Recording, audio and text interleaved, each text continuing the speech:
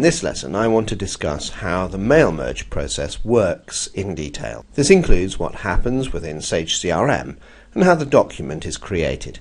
Mail merge takes place server-side. I have discussed previously in the lesson on system architecture that Sage CRM's design is undergoing a process of change. Sage CRM is moving more and more of its features into the Java-based technologies. Mail merge is just one of the features that have been changed to work as a server-side process under the Tomcat Java processes.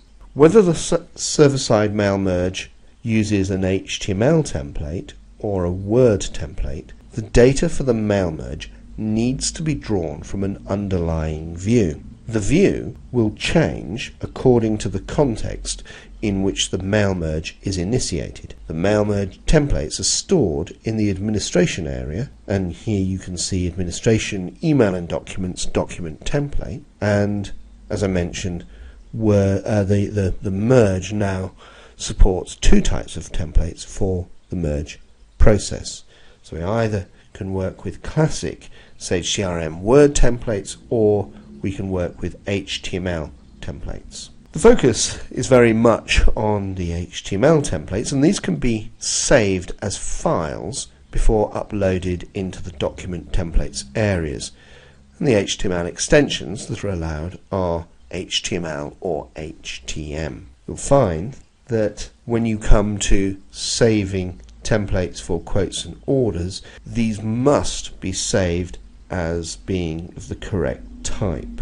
And if your system uses a network share for mail merge templates, then you'll actually need to manually copy the new files to the network share as well. Now you can see from the current screen that I've started to carry out a mail merge in the context of a company.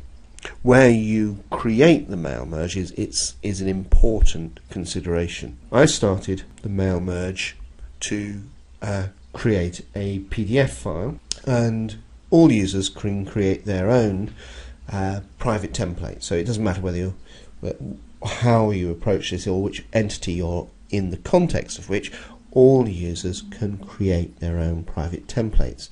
And the process of creating a new template is just started by starting a mail merge. And you get to this screen and you'll find that all a user needs to do is to click the Create Template button. Below you can see that a new HTML template has started to be created, and what we would now do is to fill in the details that we need, so we can bring in the fields that we want to use, and if the template is saved, it'll then be available in the context where it was created. So it was created in the context of a company. It would then be available for mail merge in the context of companies. The context that we use determines the views that are used and the fields that can be added therefore into the template. There are certain views used in each context. So company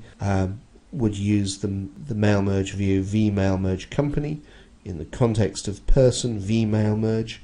In the context of opportunity, vmail merge opportunity. In the context of case, vmail merge case. And changing the pattern slightly, leads use vlist lead. The orders and quotes are different, as the mail merge process for these entities allows for header and detail merges to take place using information from two separate tables. Consequently, the mail merge for quotes uses the two views vmail merge quotes and vmail merge children quotes, and orders uses vmail merge orders and vmail merge children orders. Now you can start to see these children views are quite interesting. The vmail merge children quotes view selects from the quotes items table and the new product table, and the vmail merge children orders selects from the order items and the new product table. So bringing in information from both those tables, and it's a little easier to understand visually. It means that the merge for quotes and the merge for orders will automatically include or potentially include the line item information and the corresponding product information as well. Now, when you come to creating a template in the context of a quote, when you need to create your own quote or order merge templates, then you are required to insert the special nested regions into the HTML of the template.